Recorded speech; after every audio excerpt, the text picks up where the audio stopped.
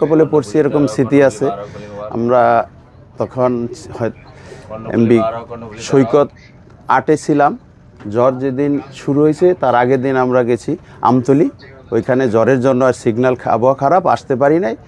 যেদিন সিডর হয়েছে ওই দিনই আমরা রাত্রে ওই সিডর হওয়ার সাথে সাথে জাহাজটাকে আমরা বান্দা যে অবস্থায় ছিলাম রশিকাছি ছিঁড়া পলকের ভিতরে চলে আইছি, যেটা হলো গুলশাখালী নামক এলাকায়।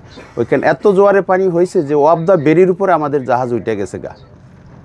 ওইখানে যে বেরির উপরে যে আটকাইছে ওই অবস্থায় ছিল।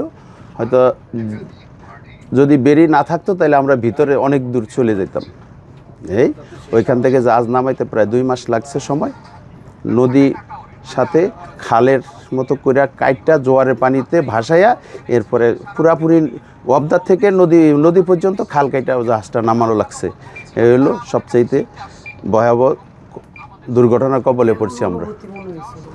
ওই সময় অনুভূতি হয়েছে যে এই বুঝি আমাদের শেষ মুহূর্ত, এরকম একটা অনুভূতি হয়েছে যে জাহাজও বাঁচবে না, আমরাও বাঁচবো না। এইরকম একটা পলকের ভিতরে প্রায় 10 থেকে 12 কিলো জায়গায় চোখের পলকে চলে গেছে। আমরা বুঝতেও পারি না যে আমরা এই জায়গায় চলে আসছি।